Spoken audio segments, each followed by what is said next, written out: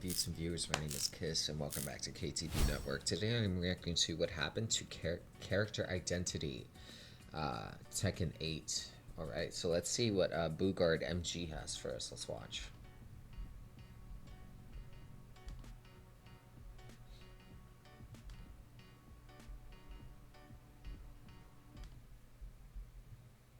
Tekken as a series has been around for over 30 years. That means 30 years of gameplay changes, character changes, system innovations, and so much more. Naturally. Oh, and I have to preface this by saying, I've never really gotten involved in the story of Tekken. I've only gotten involved with, the only story I've ever gotten truly involved with is Mortal Kombat.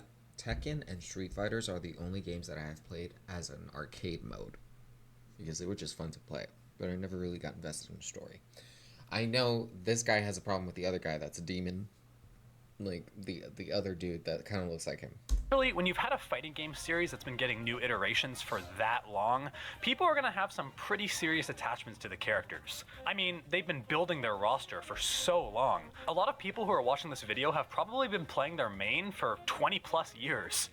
In this time, a lot of these characters have built up concrete identities. Nina and the tiger. Describe who they are as a character, their playstyle, and how they should be balanced. These are really important to a lot of people. Yes, and while changing characters throughout new iterations of this game is very important to keep the game fresh and keep new players coming in, there's a lot of importance in keeping these characters true to their classic identities. You can change characters and make them evolve in the times without completely changing who they are, completely changing their game plan, completely changing their weaknesses. Yes. There are some core things on Why are my favorites getting beat down? Characters that should not be changed. Coming into Tekken 8, however, we started to have some worries about the identities of some of these characters. Specifically, 3 characters I covered in the previous video where I talked about the simplification of characters. What happened? We had a character like Jin, who was an incredibly advanced and technical character, who rewarded legacy character knowledge more than almost any other character in the game. Jin players were dedicated. So what happens when you take that character and dumb him down to the maximum extent?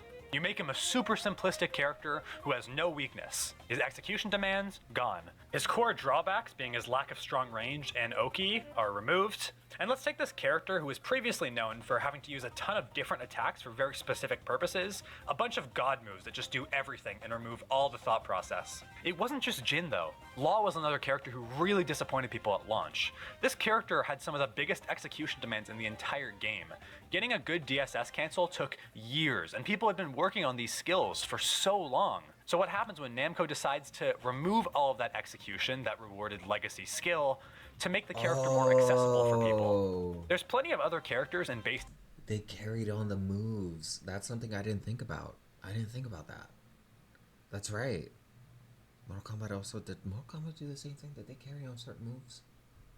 The uppercut comes to mind. Let me know what other moves. Tekken 8, who lost some of what made them special in previous games, but nothing was as severe. Street Fighter, the Chun-Li kick, yes, of course, like how you can severe as the changes they made in Season 2. Hadouken. Season 2 demonstrates a clear mentality from Tekken and the Tekken development team. They do not care about character identity, at least not in the way the community does. I was astonished going through the Season 2 patch notes and reading the text next to almost every single character where they explain their general balance philosophy. Basically, what was written about the majority of characters can be summarized like this. This character is strong in this aspect, but has a particular weakness. Usually that they struggle to get in, struggle to deal with sidestepping, struggle to break a guard, that kind of stuff. Then they would go on to say that we've added these new moves to alleviate these weaknesses. Do you see why this is a problem? The reality is, in a balanced fighting game, all characters should have weaknesses. That's what character identity is. You play a character who's good at this thing, but bad at this thing. You play another character who's good at what the other character was bad at, but worse at what they were good at. This is how you make an interesting roster in fighting games. It's not fun to play a fighting game where every single character can just do everything. It's boring and lame. That's the direction they decided to go in Season 2. But which characters got it the worst? Well, I'm sure you guys have heard all about Lee in Season 2. Lee has been an expert difficulty character for almost 30 years. He's been known for having some of the best counter hit and keep out in the game, and having highly damaging combos. This is Lee. This is why people loved Lee so much. He rewarded dedication to the game. If you mastered the execution on this character, you could do some crazy stuff. And it seems like in Season 2, they've just killed a lot of what made this character special. His while standing 2-3 became an instant tornado, losing all of its damage. Tons of his defensive tools, like his back 4, have been nerfed. He lost a lot of evasion on his moves, so he'll just get clipped all the time now. They've made his combos, something Lee players have taken pride in for, again, over 30 years, significantly easier. Some of his other previously difficult moves have become easier. And in exchange, they gave him a bunch of generic plus-on-block heat moves to give him Tekken 8's signature brain-dead 50-50s. This isn't Lee. This isn't what Lee was designed around, and it wasn't what made the Lee community so passionate about their character. Why are they altering his core identity? It's not even about the fact that they nerfed a character. It seems like they want to cater to a different crowd that's never played Tekken before, perhaps. But I could see how that can be disappointing. Who's already struggling. It's that this isn't Lee anymore. And so many Lee players feel horrible because the character they love just isn't the same anymore. Let's go to the opposite end. Brian, a character who has always been designed around having single strike counter hits.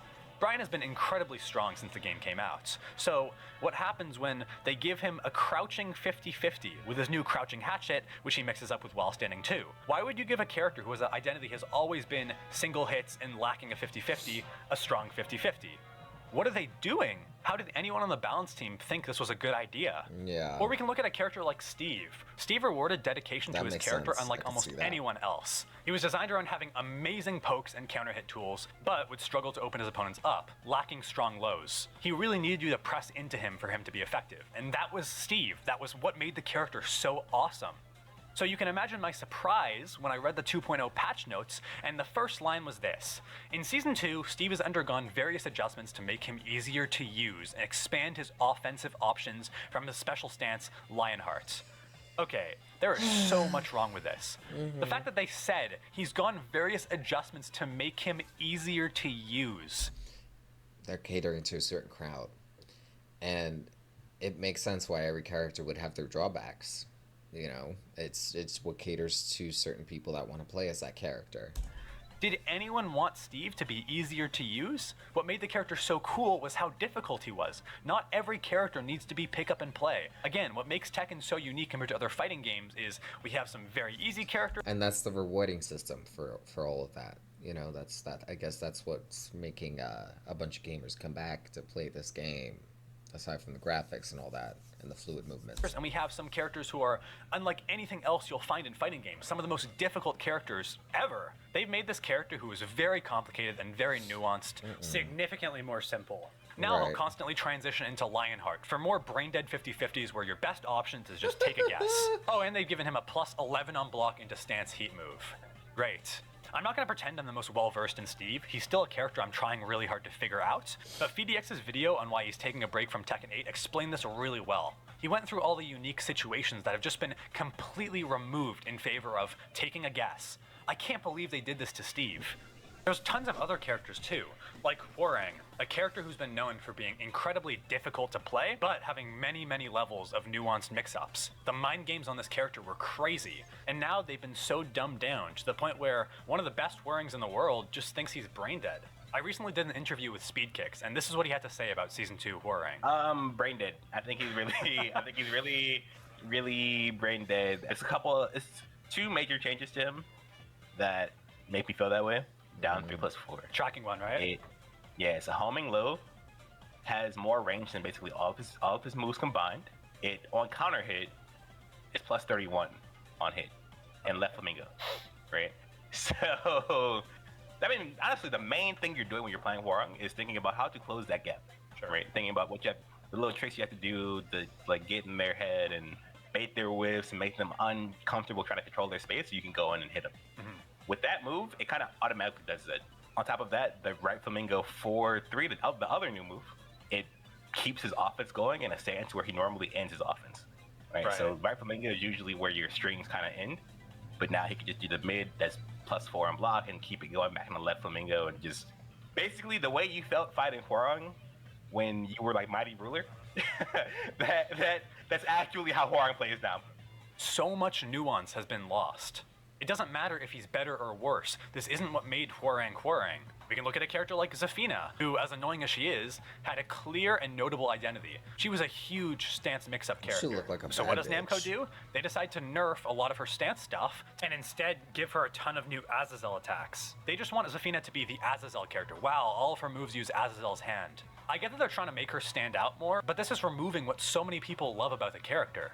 If you have some spare time and are interested, scroll through the Season 2 patch notes and look at the general balance direction of all the characters. That's a I'm lot of not work. joking when I say almost all of them state the character's weakness and then say, this is what we did to fix it. Even a character like Kazuya, who for 30 years has been weak to sidewalk left. One of the first things you read is, he has been given this move, enabling him to aggressively pressure opponents who rely on frequent sidesteps for defense. Oh, so the character's whole identity. From what I've seen, most of the Kazuya community believes that his new up forward one doesn't mess with his core identity, but if Nii, one of the greatest Tekken players of all time, is claiming that it is, something is clearly wrong here. And regardless, the fact that the Tekken team would add a move like this in the first... And the fact that they had, as I was playing Tekken, because I played it for a little bit, they had they had options to change the mechanics of gameplay from manual to easy and original. So they should have, if they were going to go through these changes, perhaps they should have inserted those changes in one of those slots and kept the original as is. Oh, then again, whatever. That's just my 2 cents. First place, whether it's effective or not, just shows that they're looking at characters in the completely wrong way. This sucks. It sucks seeing characters who people are so invested in lose what made them special. It sucks seeing people who I have can played see characters for 20 plus years either dropping the character or choosing to drop Tekken 8 outright. The Tekken community deserves better. Namco needs to seriously reevaluate what they look for when looking to change these characters. There are ways to change characters without completely altering their core identity. These two things do not have to be mutually exclusive. They should be getting input from pro players, the ones who are really invested in these characters, before making any major changes like this. It's just really disappointing to see. And I empathize a lot with the people who are struggling with their mains in Season 2, because this is how I felt coming into Tekken 8, seeing Jin lose everything that made him so special to me. Make sure to let me know in the comments how you guys feel about this. How do you feel? When studios think they know better than the gamers, but you know, whatever. Let me know what you think about this hot mess down in the comments below. Let me know what other game videos you want me to react to. Like and subscribe if you vibe. Become a YouTube today, and I will see you guys on live streams eventually. Yeah, take care and thanks for stopping by.